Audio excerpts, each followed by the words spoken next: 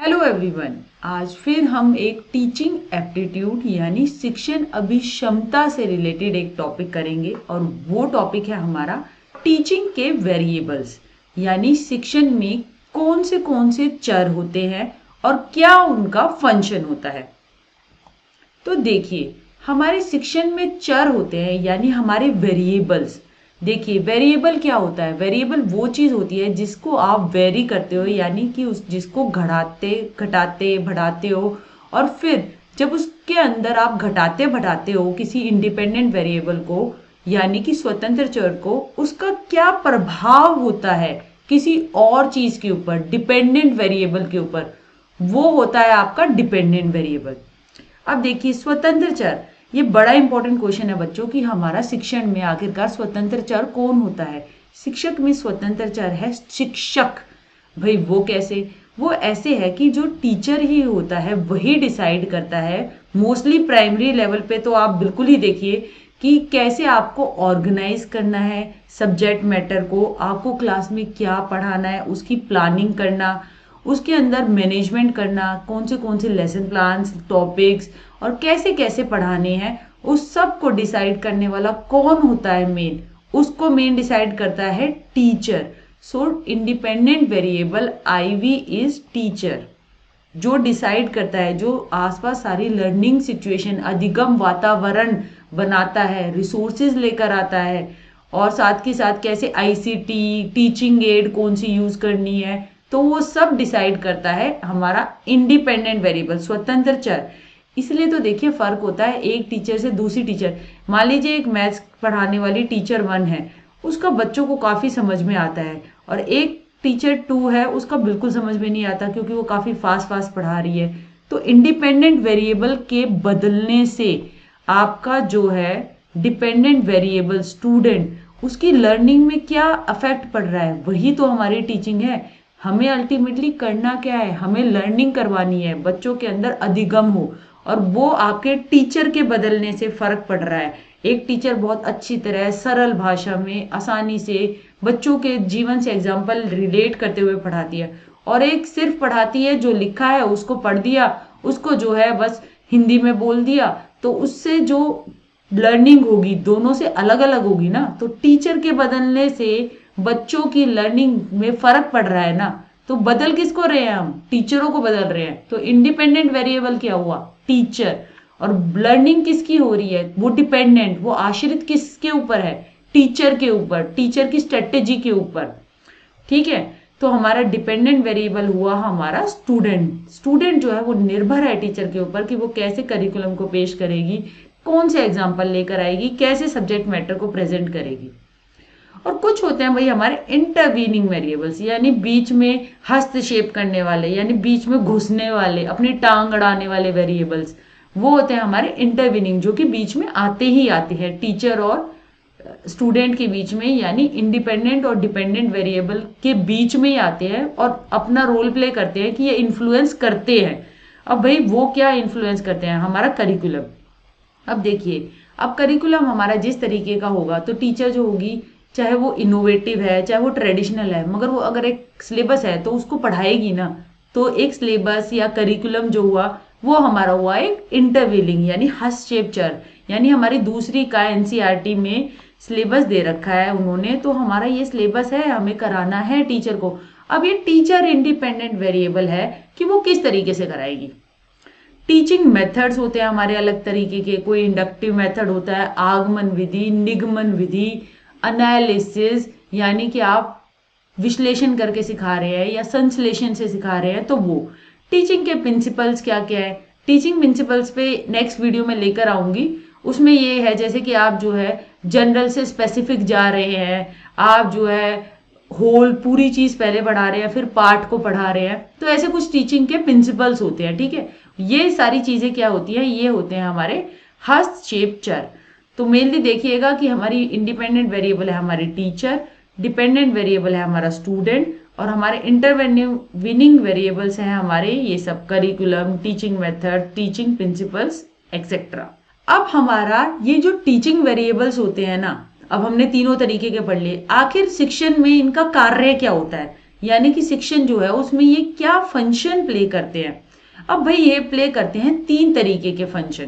पहला है diagnostic function यानी निदानात्मक क्रिया, दूसरा है हमारा प्रिस्क्रिप्टिव फंक्शन यानी उपचारात्मक कार्य, ठीक है, तीसरा है हमारा इवेल्युएटिव फंक्शन यानी मूल्यांकन कार्य।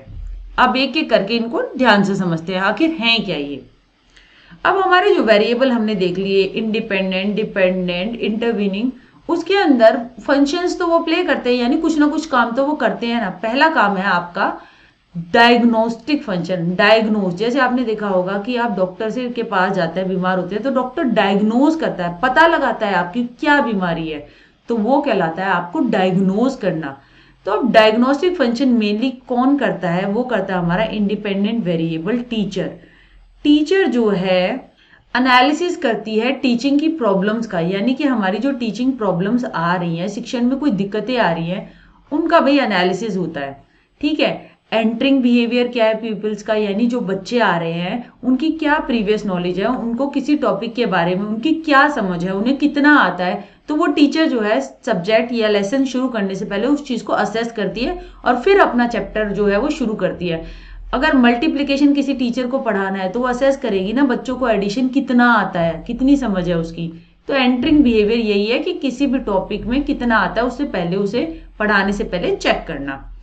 एक्सप्लोर करना इंडिविजुअल डिफरेंसेस। अब देखिए क्लास में अलग अलग तरीके के बच्चे होते हैं, आपने एक नॉर्मल प्रोबेबिलिटी कर्व भी देखा होगा, इसमें सभी बच्चे जो होते हैं कुछ जो बिलो एवरेज होते हैं, कुछ बहुत ज्यादातर एवरेज में आते हैं और कुछ अबव एवरेज होते हैं। तो अब क्लास के अंदर तो सभी तरीके के बच्चे होंगे, अलग अलग तरीके के सीखने की भी उनकी शैली होगी, कोई चित्रों से अच्छी तरह सीखता है, कोई शब्दों से सीखता है। तो इंडिविजुअल डिफरेंसेस को केटर करते हुए टीचर को पढ़ाना पड़ता है। टास्क एनालिसिस यानी जो आपका टास्क है उसको देखना, उसको एनालिसिस करना। कंटेंट को एनालिसिस करना इन view of types of learning, यानी अधिगम के अलग अलग प्रकार होते हैं ना, उसके आधार पे अपने कंटेंट को एनालिसिस करना। देखिए टाइप्स ऑफ लर्निंग में आप इसमें गार्डनर की Gardner's theory of multiple intelligence देख सकते हैं। उसमें उन्होंने बताया था ना कई विजुअल लर्नर्स होते हैं जो मतलब देख कर सीखते हैं, कई जो होते हैं वो काइनेस्थेटिक होते हैं जैसे क्रिकेटर वगैरह, उनकी जो होती है वो वाली लर्निंग, वो उनके अंदर ज्यादा इंटेलिजेंस होती है। तो उस तरीके से जो है लर्निंग की टाइप्स के अकॉर्डिंग आप जो है कंटेंट का एनालिसिस करना, ये सारा काम जो होता है भाई ये टीचर करता है, ठीक है। अब आ गया आपका प्रिस्क्रिप्टिव फंक्शन यानी कि उपचारात्मक क्रिया। अब उपचार कैसे होता है, उपचार होता है भैया टीचर और स्टूडेंट जो है ना आपस में अब इंटरेक्ट करते हैं, जैसे वाइगोत्स्की ने भी कहा कि आपस में इंटरेक्ट करते हुए टीचर जो है बच्चे को ZPD यानी कि जो उसका लेवल होता है वो मदद करती है उस लेवल से ऊपर उसको जाने में, उसको प्रोवाइड करती है वो स्कैफोल्डिंग, मदद, ढांचा, ये सब मदद प्रोवाइड करके। वही कारण जो है आप प्रिस्क्रिप्टिव फंक्शन में देख सकते हैं। फीडबैक डिवाइसेस होती हैं कि टीचर और जो स्टूडेंट होता है ना उसके वो मिलकर डिसाइड करते हैं कि कौन सा जो है टीचिंग मेथड जो है वो मदद कर जाएगा। मतलब अगर स्टूडेंट जो होते हैं ना, हमें मैडम इस टॉपिक पे समझ में नहीं आ रही, तो टीचर क्या करेगी कि इस टॉपिक को समझाने के लिए फिर वो और सोचेगी इस तरीके से समझ में नहीं आ रहा तो मैम इससे भी नहीं आया तो फिर और तरीका नया लेकर आना। तो फीडबैक आता रहता है और उस तरीके से टीचर जो है वो अपनी टीचिंग जो है, शिक्षण जो है वो चेंज कर करके कोशिश करती है कि बच्चों में अधिगम हो जाए, उनको एक टॉपिक की समझ हो जाए, कंसेप्चुअल अंडरस्टैंडिंग हो जाए, तो उस तरीके का काम करती रहती है। तीसरा है भाई इवेल्युएटिव फंक्शन। ये जो है हमारा शिक्षण का मोस्ट इंपॉर्टेंट फंक्शन है, मूल्यांकन। अब मूल्यांकन क्या है, आप जो है किसी सब्जेक्ट को लेके लर्निंग ऑब्जेक्टिव्स लेके चलते हैं, ठीक है, कि ये सब्जेक्ट पढ़ाने से आपके ये अधिगम के उद्देश्य हैं। कुछ जनरल होते हैं यानी कि सिंपल से सामान्य, और कुछ स्पेसिफिक होते हैं सब्जेक्ट से रिलेटेड। मैं मैथ पढ़ा रही हूँ तो बच्चों के अंदर मैथमेटाइज करना सीख जाए, वो बच्चे जो है गणितीकरण करना सीख जाए, आसपास के जीवन से गणित के जुड़ाव को सीख जाए।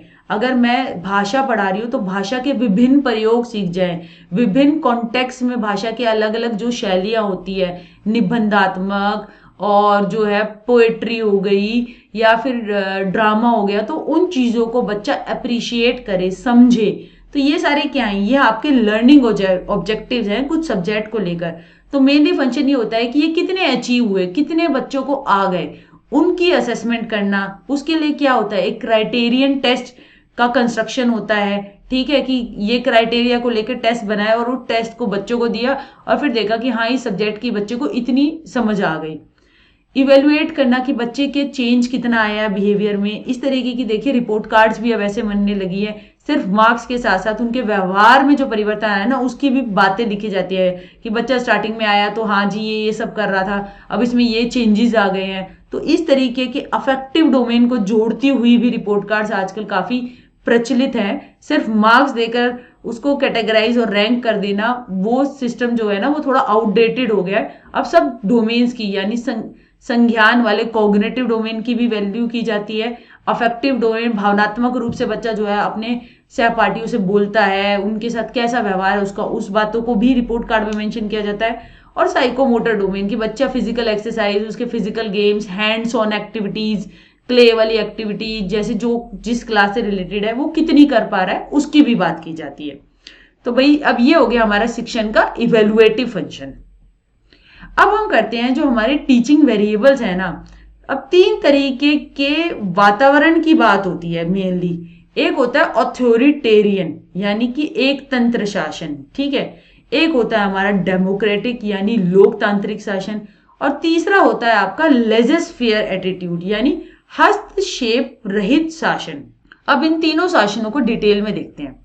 देखिए ऑथोरिटेरियन शासन वो होता है, इसके मतलब ये है कि जो अथॉरिटी यानी कि जो मेन शासन करता एक ही बंदा है, और वो एक बंदा है भाई टीचर जो है ना वो मेमोरी लेवल पे पढ़ा रही है बच्चों की, बस स्मृति स्तर पे पढ़ा रही है, जिसके अंदर वो जो है सिर्फ बच्चे जो है वो इंफॉर्मेशन को ले रहे हैं और बस वो रिकॉल और रिकॉग्नाइज वाला काम कर रहे हैं, इंफॉर्मेशन को पहचान रहे हैं और उसको दिमाग में लिए जा रहे हैं। टीचर बोल रही है, पढ़ा रही है, और बस वो उस इंफॉर्मेशन को बच्चे पैसिवली चुपचाप उस चीज को ग्रहण कर रहे हैं।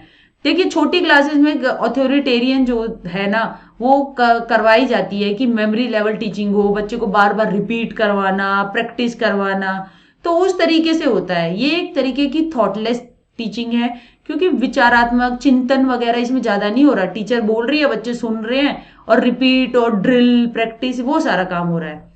तो इसलिए ये है कि ये टीचर सेंट्रिक होती है। स्टूडेंट जो होते हैं वो टीचर के इंस्ट्रक्शंस को फॉलो करते हैं, यानी जो टीचर ने बोला उस बात को मानते हैं। इस टीचिंग से क्या होता है, ऐसा शिक्षण का जो वातावरण होता है, एक ही देखिए ये एक तरीके का व्यवहारवादी वातावरण जो पहले होता था ना, जिसकी अब जो है आलोचना काफी की जाती है और उसको बिहेवियरिस्टिक की कि ऐसा टीचिंग नहीं होनी चाहिए, कि बच्चे पैसिव नहीं होने चाहिए, बच्चों को लर्निंग का पार्ट बनाइए। तो पहले ऐसा होता था कि टीचर ही बोलती रहती थी हमारे जमाने में, और हम जो है उनको सुन के और उन चीजों को रट्टा मार रहे थे, रोट मेमोराइज कर रहे थे और समझ नहीं विकसित कर रहे थे।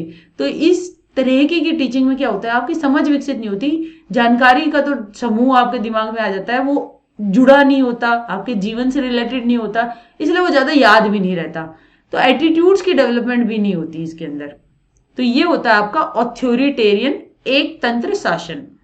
भाई दूसरा होता है डेमोक्रेटिक। अब डेमोक्रेसी में आपने देखा होता है कि डेमोक्रेसी के अंदर सबको बोलने का मौका होता है, तो इसमें स्टूडेंट को भी बोलने का मौका आ जाता है।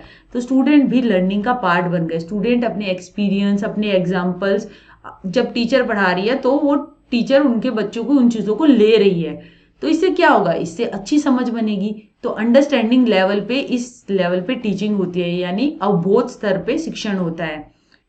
इसके लिए देखिए मेमोरी लेवल टीचिंग जो है वो प्री रिक्विजिट है। अगर हम एक ट्राइंगल देखें तो हमारे सबसे नीचे होती है आपकी मेमोरी लेवल टीचिंग, ठीक है, स्मृति स्तर। फिर होती है आपकी अंडरस्टैंडिंग लेवल टीचिंग, अवबोध स्तर, और सबसे होती है आपकी रिफ्लेक्टिव लेवल टीचिंग जो कि चिंतन स्तर होता है। अब हमारा डेमोक्रेटिक जो वातावरण होता है ना वो अंडरस्टैंडिंग लेवल टीचिंग पे ज्यादा काम होता है। इसमें क्या होता है, एक प्री रिक्विजिट होता है, यानी आप सीढ़ी चढ़ते हो तो आप पहले पहली सीढ़ी चढ़ोगे फिर दूसरी चढ़ोगे ना। तो ऐसे ही अगर सीढ़ी के रूप में देखा जाए तो हमारी मेमोरी वाली, स्मृति वाली पहली सीढ़ी है और फिर दूसरी सीढ़ी हमारी समझ आती है। देखिए आप जो है अगर आपको अच्छी तरीके से पहाड़े याद होते हैं तो उसकी आपको गुणा में मदद होती है ना, गुणा करते वक्त। तो वही है, वो मेमोरी जो है पहाड़ों की वो आपकी मदद करती है गुणा में, समझ विकसित करने में। वही इसमें कहा गया है कि प्री रिक्विजिट है एमएलटी आपका इसके लिए। इसमें एक टीचिंग जो है वो एक इंटरेक्टिव प्रोसेस है, यानी स्टूडेंट और टीचर दोनों आपस में बात कर रहे हैं और चीज को अच्छी तरह गहराई में समझ रहे हैं। क्लासरूम टॉक को एक तरीके से डिस्टरबेंस के रूप में नहीं देखा जाता, एक रिसोर्स की तरह देखा जाता है। यानी कि एक ऐसी चीज है जिसपे आप जो है सब्जेक्ट मैटर बिल्ड कर सकते हैं। ऐसा नहीं है वो फालतू की गपशप हो रही है। स्टूडेंट्स क्वेश्चंस पूछते हैं और क्रिटिसाइज भी करते हैं, यानी कि कुछ टॉपिक समझ में नहीं आता तो वो टीचर को बोलते हैं हाँ मैं यहाँ पे समझ में नहीं आ रहा। तो एक तरीके से एक्टिव लर्निंग हो रही है इसमें। सेल्फ डिसिप्लिन इंसिस्ट किया जाता है। देखिए अगर बिल्कुल ही शोर हो जाएगा और क्लास में बिल्कुल आउट ऑफ फोकस हो जाएंगे तो वो नहीं होता। इसमें कहीं ना कहीं टीचर थोड़ी बहुत डायरेक्ट करती रहती है। अगर बच्चों के एक्सपीरियंस को लेती चलती है तो साथ के साथ उसको पता होता है कि मुझे ये टीचिंग करानी है, मुझे ये कोर्स पूरा करना है। तो वो चीज इसमें होती है डेमोक्रेटिक टीचिंग में। अब आ गया हमारा तीसरा, लेजेस फेयर एटीट्यूड यानी हस्तक्षेप रहित शासन। अब देखिए हस्तक्षेप रहित शासन उसके अंदर होगा जहां पर जो है ना स्टूडेंट पढ़ने वाला आप जो है, आप देखिए आपके साथ जो आज की डेट में पढ़ाई हो रही है, आप किसी चीज की तैयारी कर रहे हैं तो इसका ये तो नहीं है कि आपके कॉलेज के लेक्चरर्स आपके पीछे पड़े हुए हैं, आपके स्कूल के टीचर पड़े हुए हैं।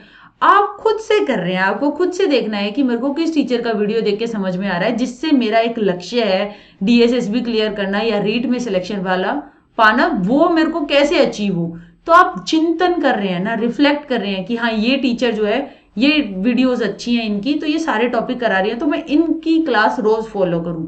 तो वो क्या हो रही है, वो एक हस्तक्षेप रहित शासन है। आपको कोई हस्तक्षेप नहीं कर रहा कि मेरी मेरी वीडियो देख, वो आप खुद से देख रहे हो, आप खुद से किसी को सब्सक्राइब कर रहे हो। तो वो है आपकी रिफ्लेक्टिव लेवल टीचिंग।